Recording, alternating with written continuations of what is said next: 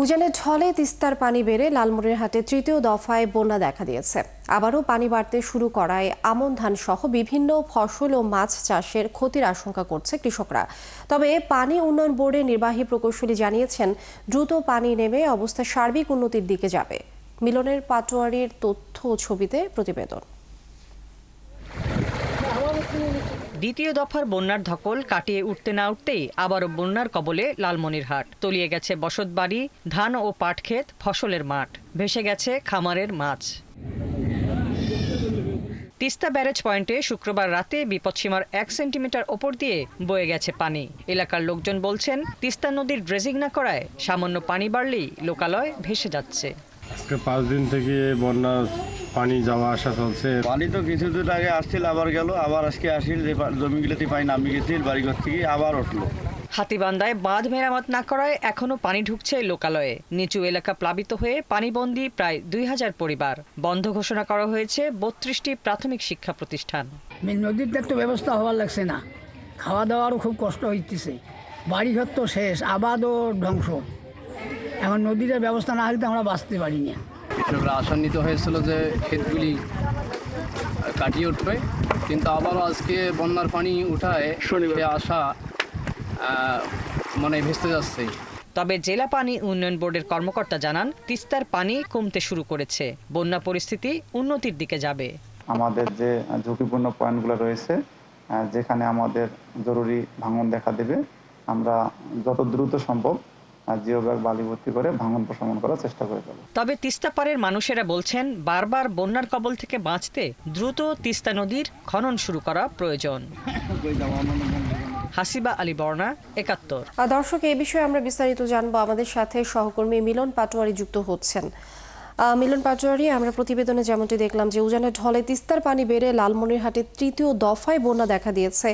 বন্যা কবলিতদের ভোগান্তির খবর একটু জানতে চাই আপনার কাছ থেকে, আর তাদের জন্য প্রশাসনের পক্ষ থেকে কি ধরনের সহায়তা করা হচ্ছে সেই বিষয়েও আমাদেরকে জানাবেন।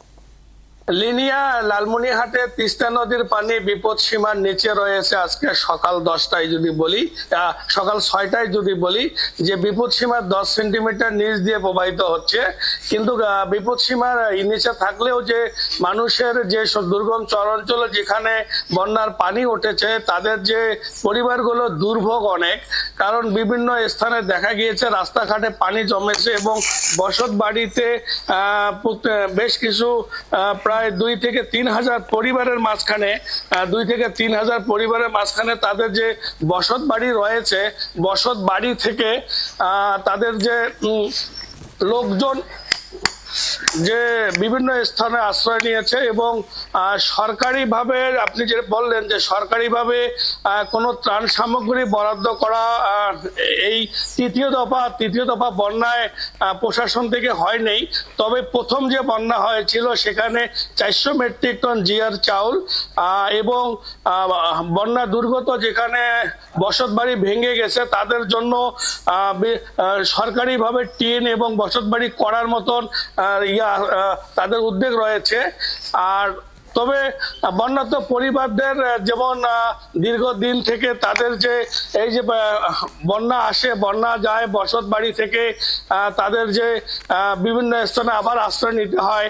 মানে মানুষ যেরকম ভাবে অতিষ্ঠ হয়েছে তিস্তা পাড়ের লোকজন, তাদের মাঝে যে যেমন প্রশাসনও সেরকম অতিষ্ঠ হয়েছে যে বারবার বরাদ্দ এভাবে দেওয়াতে। তবে তিস্তা মহাপরিকল্পনা দ্রুত বাস্তবায়নে যেমন দাবি করছে তিস্তা পাড়ের লোকজন।